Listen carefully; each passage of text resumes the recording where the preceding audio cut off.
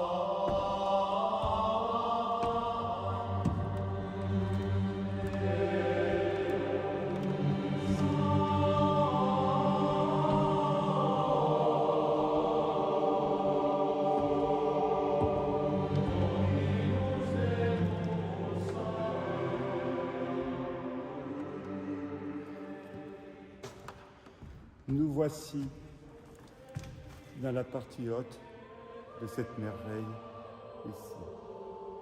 Continuons cette exploration.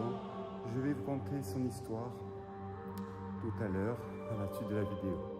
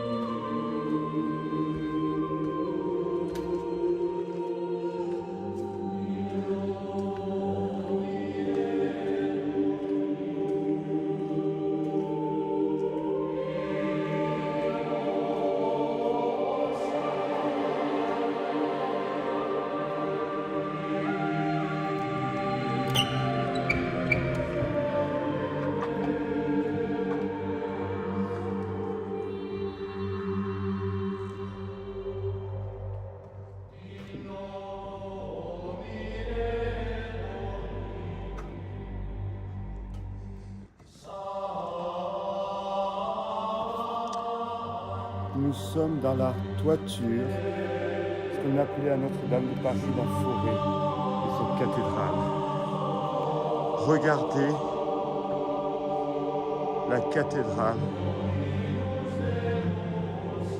la forêt de cette cathédrale ici, donc en Belgique. Un lieu extraordinaire.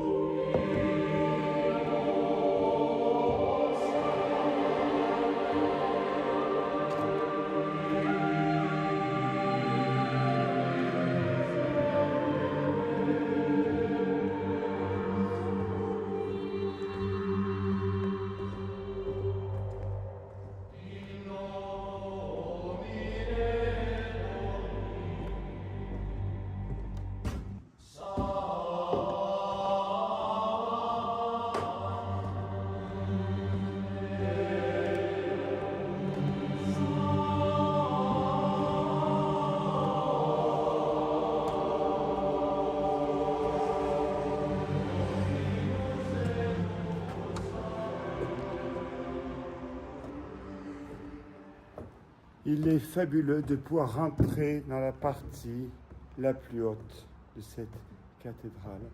Je vous rappelle que Notre-Dame de Paris, l'incendie est né dans ce qu'on appelait la forêt. Parce que vous imaginez la quantité de bois qu'il faut, de charpente, ici, pour assurer si je puis dire, l'étanchéité de la toiture qu'il a fallu mettre. Voilà, continuons cette exploration d'un lieu géant.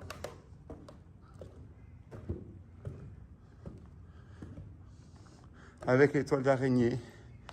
Il y a des toiles d'araignée de partout. Allez, on continue.